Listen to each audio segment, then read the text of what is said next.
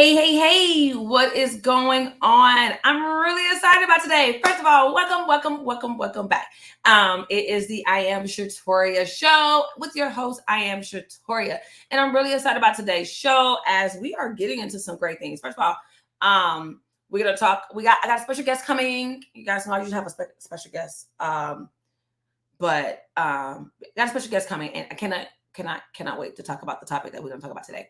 So I'm really excited. To all of my listeners, hello, I am waving at you. I pray that you all are doing well, and I hope that this bless your beautiful ears and your soul. And to everyone who is watching me, and rocking my black and white today. And so yes, my glasses are on my forehead, and yeah, I got to work on this situation about like some contacts. Okay.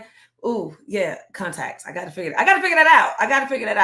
I will. At some point, I will. I'm working on it. I will.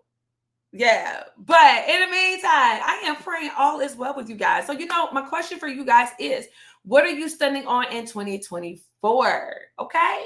What are you standing on? Like, what are you waiting for? Because I'm telling you, I'm not just standing on business. I am standing on faith, forgiveness, freedom. I am standing on absolute transparency. I am standing on 2024 being the best year of my life. So I pray that you all are doing the same thing. Now, as I go through, what we're doing in 2024, I want you to really think about a couple of things for 2024. So one of the things that caught my attention was something with my students, and God had to really, really put me in check. Okay. So he had this thing to where he was like, hey, stop saying, I got patience with you, and it wasn't just really with my students, it was just with anything, period. And because God was like, I don't have patience with you, I have grace for you. And I was like, oh, Jesus, that's a hard hit. And so I want us to talk about later on today, what is the difference between patience versus grace? I want you to be ready for that conversation because I'm telling you now that conversation is going to be dope. What is the difference between patience and grace and what it looks like? Okay. So you got to get yourself ready. In the meantime, as we are going through, we got to remember that we are in 2024. All things are new. You know me, I'm big on numbers for those who know. So 2024, that's 8 new beginnings. Y'all, this is the new beginning to new things for all of you. If you're listening to me, if you're watching me, it is new beginnings. We're getting it in, all right? So do not fret. It's the new beginning. I mean, hey, we all living our best life around here. So I'm really excited, like I said, about 2024, what I'm standing on, the things that are coming up and how we are operating, y'all. So I did something real quick too. We treat this like a radio segment around here. I'm excited, y'all. So I live in San Antonio, and I don't know if it's anywhere else, but there's this place called Dutch Bros. So today I got the lemonade with peach. Yo, my mom was laughing at me and was like, it is too early for some lemonade. And I was like, Mom, I gotta try something. I don't know what to really get yet. I'm picky with my hot cocos and my white chocolate mochas. I'm picky. But everybody has been talking about this place. So I'm like, ooh, Dutch Bros, y'all. Dutch Bros. And so I figured that out because people been talking about it. All right. But it's really, really good. I won't even lie. So I even got muffin tops. And let me tell y'all something. Muffin tops. So I'm laughing because I love the show Jerry Springer. And I laughed at the episode when that lady said, oh, we have muffin tops. I was like, I remember that in Jerry Springer show. So yeah, disregard me because I just find it funny. So I have a orange and cranberry muffin top, y'all. And it's actually really good. Not too sweet. So yeah, it reminds me of the holidays. So I love the holidays. So don't judge me, y'all. Don't judge me. All right. So yeah, we have a lot in store for you today. Definitely my special guest. I cannot wait for you guys to meet her as we're going to be gearing up, as we're going to be talking about women in leadership. I'm telling y'all, it's a real topic. As you look at me, I am a Black woman. So I have a lot of things that come against me. I'm Black. I'm a woman. And I was in the military. I'm retired now, but it literally plays a feel on your soul. Okay. So just be ready as we get ready to have this conversation, because it's gonna be a little sensitive for some, and we're gonna be talking some real. Y'all know me on this show. We are transparent to the God. All right, so don't worry, sit back and chill out. We will be back in 30 seconds. Be ready because it is about to be all right. Love you.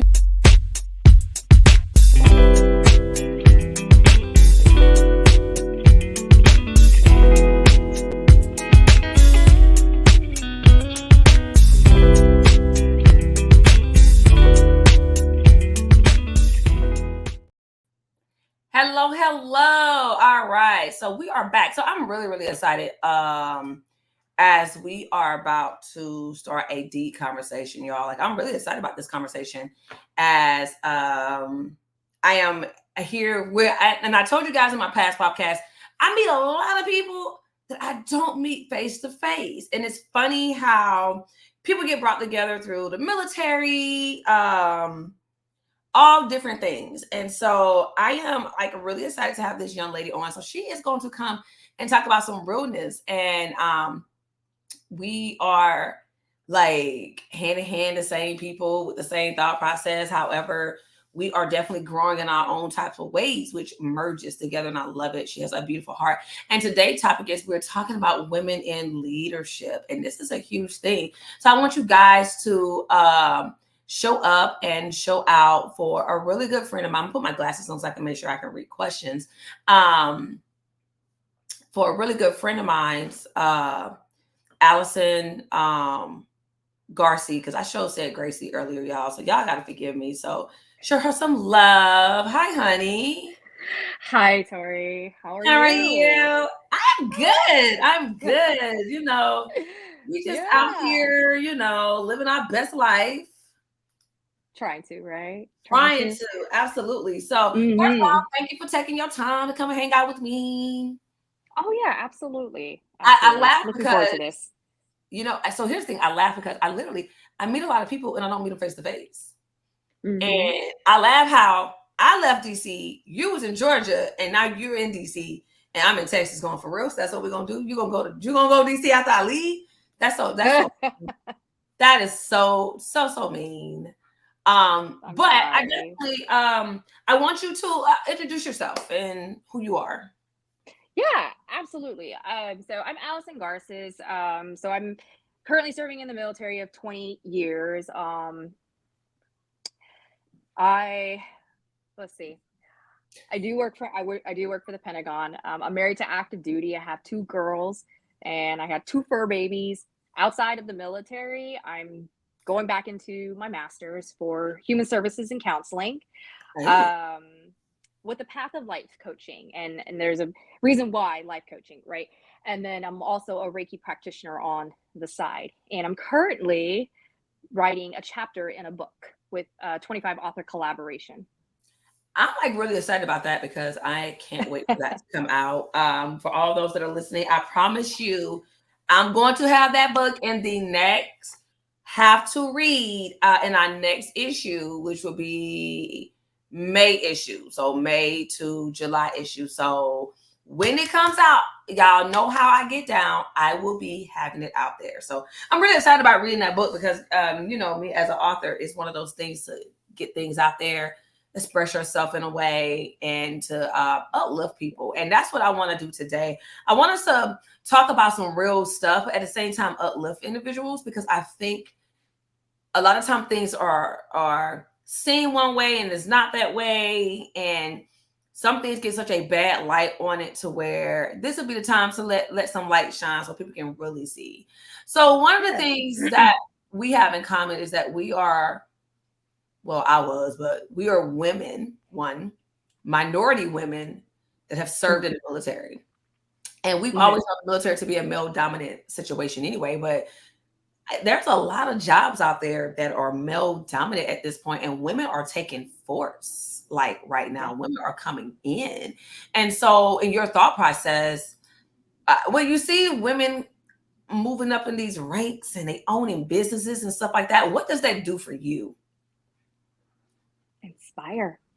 It empowers, right? Because, well, first of all, let me say, anybody, male or female, is qualified, eligible, right, to hold certain positions, run businesses, right? I think God created us that way.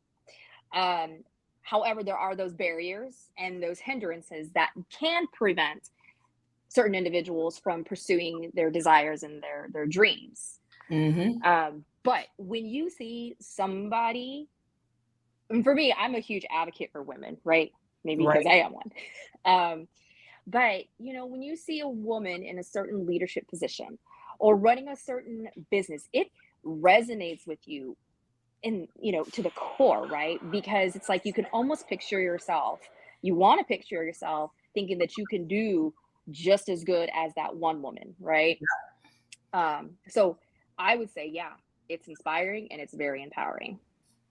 So I'm loving it because women has always been seen as, okay, you do the housework, you do this, this, and this. And this is why I love my husband. He lets me be free. Because I'm out here like, nah, I want to do this. I can't see myself being an at-home mom. And do understand, I am not knocking at-home moms. I ain't even knocking at-home dads. It's not for Tori. And COVID taught me that. This is not for me.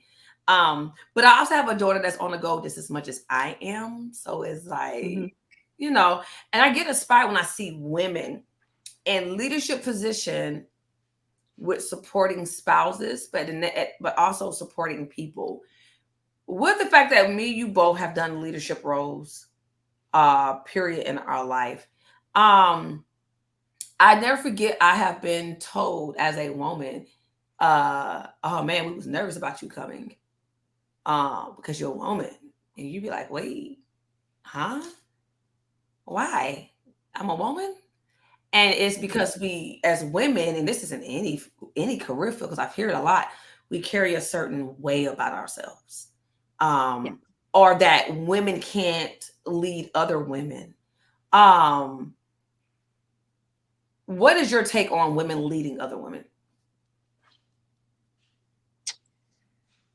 Again, I think it's an empowering and an inspiring perspective, right? I don't think there's anything wrong with women leading other women, Right. right? When you look at the whole perspective of it, there's nothing wrong with women leading women. But women, we get into our own heads. That's We it. allow the mental barrier to put us in a spot saying, oh, wait.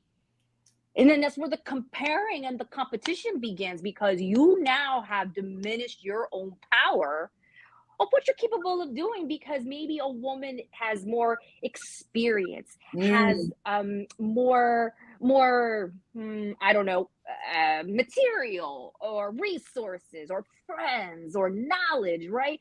And instead of just basking in the glory of the woman standing in front of you having the knowledge, we put ourselves in this hole and think like imposter syndrome kicks in. I Yeah. can't do this. This ain't for me type of thing, right? When deep down inside it is you, but I think it's ourselves as women that put that barrier up for ourselves. So I think, again, I don't know, maybe my words for this show, Tori, is going to be inspiring and empowering, right? Absolutely. Because No, girl. it is empowering. It It is is. inspiring. I look at you, girl, and you retired and you doing your thing, something that I want to do, but my time isn't now. Right. Right? My time is still to provide to the airmen in the military and still portray that leadership role, right? So that is, I guess you could say, my niche, right? My niche is to lead the airmen because I still serve. Your niche, has you retired, you are now walking with God, and you are providing God's word and wisdom to men and women out there, to the masses, right? But there's nothing wrong with that, because you and I are both still serving. That part. That is our purpose, to serve. That's I it right there. I want to be you when I retire. I want to do what you do, right? I kid you not. At one point, I wanted to be in the position that you're in right now. I kid you not. Before I had Jeanette, was like, I'm going to be this, this, and this. And I was like, yeah, I don't. For me, I know me. I was like, no, I don't do politics. I don't want to do none of this. I want to be a leader where it doesn't require me to do all of this. So let me go be a leader somewhere else. Absolutely. And like Absolutely. you said, the purpose is what God puts there, and it is our responsibility to answer that. And Absolutely. I'm a now. So I will say, in my time, so this is a question I think would be for both of us. Have we ever been afraid on the job? And I'm gonna tell you, I have absolutely. Yes. Oh my God! So Yes. one of the biggest things I've learned, I never forget, and this was actually my fault. I had y'all. I had the dopest commander ever, and what he did for me, he gave me this type of learning. I tell people I don't ever have a loss. I have lessons that I learned, and I learned a hard lesson. And so, as a personnelist for years, we mess up. Hell, we forget somebody's record or something, and we not done that. And one of the things I realized, I was making excuses for why I messed up, and he was like, "Stop." He was like, I just need you to own it, take accountability. Yep. And then once you do that, I ain't got nothing else to look for. I ain't got no more questions. And I was like, word, that's it. That was the most valuable lesson I learned. And because I was so afraid to mess up and I had to make the accountability for it, it was like, let me do everything right. And so being afraid on a job, that's real life right there. I think I teach now and getting nervous walking into the classroom. So what about you? Yeah. Oh, girl. Yes. Especially when I became a first sergeant. Oh. And I know you have some listeners who are probably not affiliated or know of the military, right? I like to consider it as like the human resources on steroids, right? Because the mama, the daddy, you know, in the military, that's really what y'all do for real. It is, right? We are the heart of the people. The people are our business, and business is people. So, but yeah, you know, a lot of people told me, I think I was 12 years in the military, and they were like, you can be a first sergeant. You know, and I never really had any aspirations of being a first sergeant. I was just like, oh, okay, sure, whatever, you know. But then as time went on, I was like, I can totally do this. The moment I received my diamond, which is a little trinket that goes on, you know, in the middle of the chevron for the stripes for my non-military folks. You know, there's something empowering about that diamond. There goes that word again, empowering. There is something empowering and awe about that diamond, right?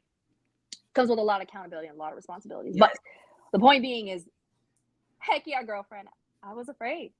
My biggest fear once I started going through the technical school to learn how to be a diamond, which I mean, they just give you the ground foundation, right? Like you don't really gain experience till you're thrusted into the situation. That part. But I tell you, the moment that one individual was teaching about law, like how do you say, like help me out here.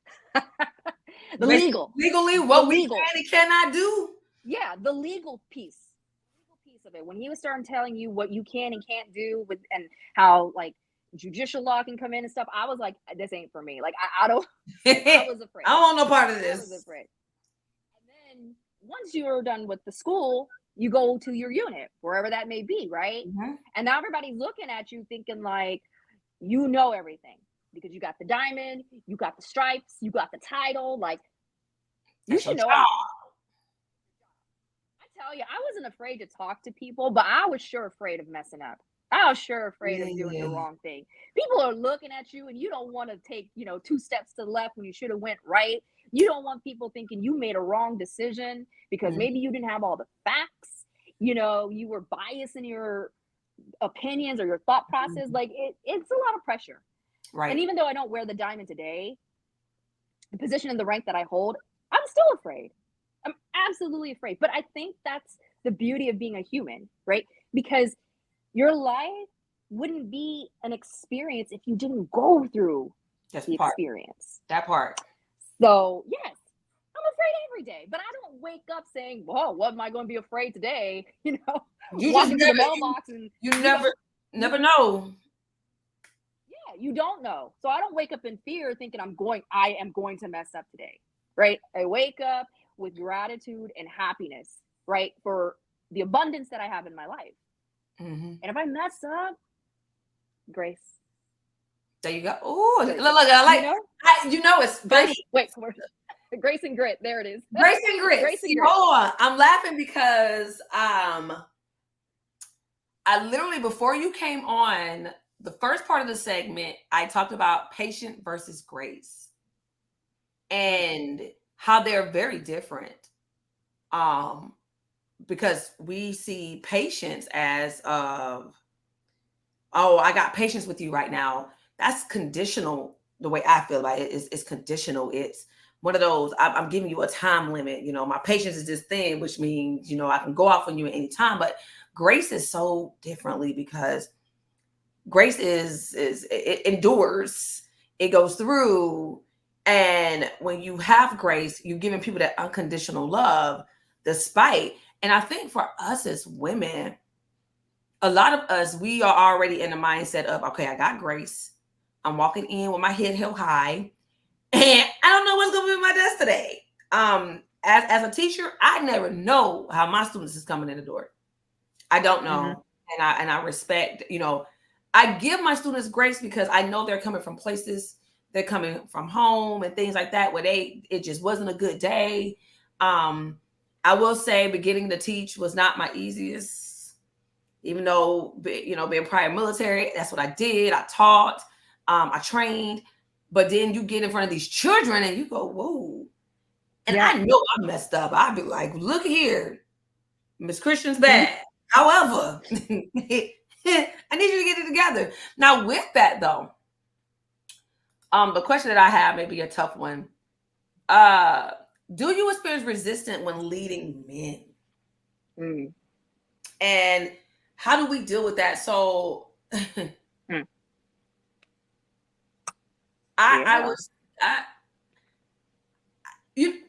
here's the thing.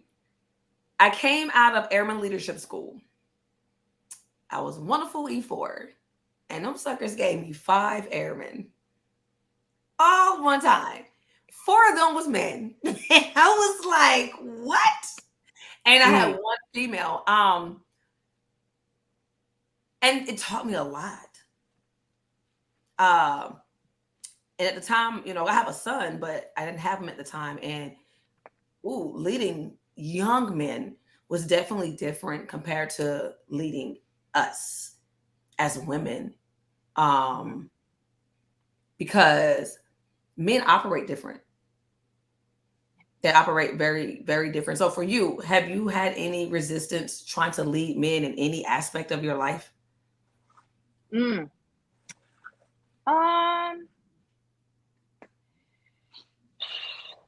Does my dog count? He's a male. Let me say. I think it just depends, right? Right. I think it just depends on the environment. That's it. We talk about different career fields being more male dominated or female dominated, right? And I don't know.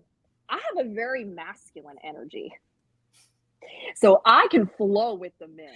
You can. I look here, y'all listening. Let me tell y'all something. She's very in your space, in your face. I'm here. You see me. This is what we doing. But I love that about you, though. You don't sugarcoat, and you don't have to come in demanding anything. People, they're giving you the respect because of the presence that you bring. But you care. And I think for a lot of young men that meets you, that's what they need. And that's what they cling to is the, snap, she really cares for us. And then like I said, you got the your shirt, y'all, it says grace and grit. Let me tell y'all something about her grit side. It's definitely she out here pulling, like she out here hanging out with the big folks. Like she knows. I would give you credit on that too, though. You have not forgotten who you are in that process. I hope not. You haven't. Oh, man, I hope not. You're one of the most humble. Somebody better pull me back to the line of humbleness if that ever happens, right? Right. And it's funny. I was just doing a podcast the other day with a retired Chief Master Sergeant, and I said the moment I put on that next stripe, which is now my last stripe, but The Allison that got me through those stripes and these last 20 years, right, built the foundation of who I am today as a chief master sergeant. And That's I don't dope. want to lose that, and I don't want that to change. And I used to look at other chiefs, right? But I ain't ashamed to say, look, I'm gonna be 40 next year, okay? I have a lot of energy for a 39-year-old. When you look at the other chiefs, some of these Right. chiefs are not like me. I'm very animated. I like to have fun, right? And I can be serious when I need to, but my energy is like it's out there. And when these other chiefs are like, oh God, Allison, like you need to tone it down because we ain't ready for that. No, I'm not gonna tone myself down because you here and I'm here. Right. Like you need to at least meet me halfway on my level because I don't want to come down and lose myself because you're all meh. You know what I mean?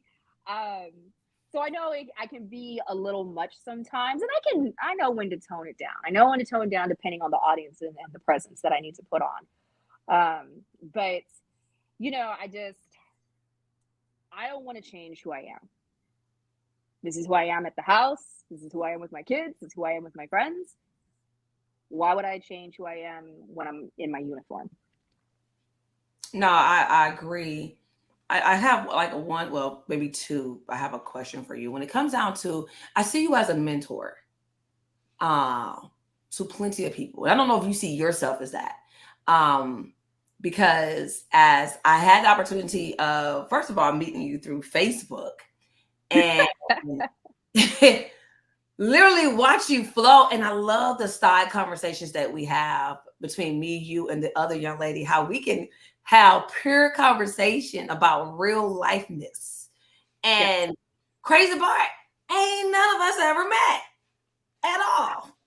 And No. so I love that. So if as the position that you're in, do you still have a mentor? Yes. It's How imperative. I'm sorry. how important is it to have a mentor? We didn't get through life alone, right? Our first mentors were our parents. So you Ooh. were being mentored from day one. When you know what I mean? Like they say, like even when you're in the womb, right? You're absorbing and you're experiencing the Mhm. emotions and what your mother is eating. Like you're mentored from day one. You weren't even born yet, sister. Hold on. Okay. But you don't go through life without a mentor. You don't get to the point where you are without somebody mentoring you. Now, a mentor can just come into your life for 5 seconds and just give you like this profound insight, perspective, information on something, and you can run with that, or you can just be like, nah, okay, whatever, right? Right. But you are always meeting somebody. The Mm. universe, God, higher self, whoever aligns you with individuals in your life, even if it is for that split second to give you something, right? But you have to have a mentor. Even now at almost, 40 years old, I need to have a mentor, right? In career, where I Yeah. want to go in my career. I need a mentor in motherhood. I There's days where I wake up and I know I'm failing as a mom sometimes, right? Because because when someone asks me, how do you balance professional with personal with there is no balance because if there was That's balance, there would be perfect harmony in your life. And let me tell and you, unfortunately, that ain't it. We ain't there got it right isn't. No, but we're sidetracking now. There's that grace piece. There are some seasons in my military career where I have to be more military than a wife and a now. mom. But then there are times in my children's lives when, like, my daughter has traveling for soccer, her traveling soccer team. I got to be more of a mom than I am in my career. Mm-hmm. And like my husband is there's a potential that he may be leaving for the next 4 months come January, and I had all these TDYs lined up right with my team, and we were gonna go do. And the moment they said, Allison, don't worry about it. Like, we got you covered. Like, you need to be home with your kids. Yes. Because I need to now be the mom. Well, I am a mom, but I need to be the mom and the father to both of my girls now. Like, that's my season. So it's like, Mm-hmm. it's almost having to take a step back from my career and be more present in my kids' lives. But back to the mentor piece, right, Grace? But I need to have, like I said, a mother, right? Whether that's a friend, just to bounce ideas when you're having those bad days, right? A financial person, right? You need therapy. A therapist can be a mentor, you know, offering you suggestions on how to do things, right? So I mean, you may not see it, or you may just not be aware of it, but you have mentors in every facet of your life. Just take some time to recognize that. But yes, so I know I went on off a tangent, but it is very imperative. It is a necessity in life to mentor, or, you know, to have mentors. No, I'm so with you on that. And I definitely appreciate you breaking it down, because at the end of the day, as we were to end, one of the things that I definitely stand on is being a mom. I love being a mom. And so that was one of the reasons why it was time for me to retire, because I realized that being a mom was disappearing. Like, my daughter was becoming very vocal. And I never forget when I moved to San Antonio, and we PCS to San Antonio, and it came down like, hey, you probably go this summer. I'm like, dude, I just got here. Like, last month, I just got here. And you already telling me I'm probably in June. And my daughter was very open. I said, well, baby girl, you know, mom may have to, you know, deploy. And she's like, no. I was like, wait. I said, well, you know, it's part. She was like, no. She was like, no, no, and no. And we had just left DC, you know, COVID was the year prior. And it was a lot for her, because she lost her kindergarten year. She lost kindergarten graduation because of COVID. Like, she started kindergarten. She was happy. COVID came in March 2020, and she didn't get to graduate in June. And so she's stuck in a house during the summer. So I saw my baby transition. So when I told her, you know, hey, this is what, you know, she was like, no. And that was one of the reasons why I was like, and I literally made that decision within a month of getting to San Antonio.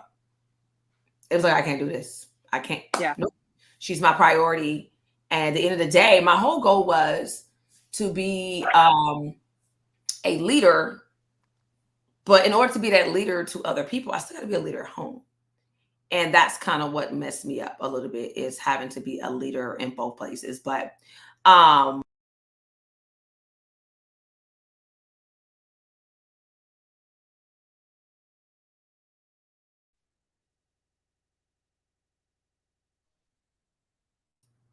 don't know what happened, but hey, we're back really quickly. Go. All right. So first of all, thank you, my friend, my sister, for always supporting and everything. Guys, do know when her book comes out, I will be plastering it. So be ready. And be ready to come back, ma'am, so we can talk about this book. Like, we're gonna have to talk about this book. Absolutely. Sure. And guys, check her out. She is on Facebook. She has a lot of knowledge. So I'm gonna make sure y'all see her name again. But yes, check her out on Facebook. She has a lot of knowledge. She ain't shy about it. Like she said, she is, look, first of all, looking great for almost 40. Get it, girl, you know. Thank you. Yeah. So definitely check her out. All right. As we get ready to head out, I want to tell you guys, thank you for always supporting and being there. We're doing what we do. We do what we do best. As we get ready to end, look here, I want to always give you guys what I always say. And I want to make sure you guys always know that we are going to walk in love, live fearlessly, and we're going to always have a whole lot of faith. No matter how you're feeling, that is what we're doing, okay? I love you guys, and know that I'm always here for you. We are tracking. We love you. Have a blessed one, and we are out. See you next time.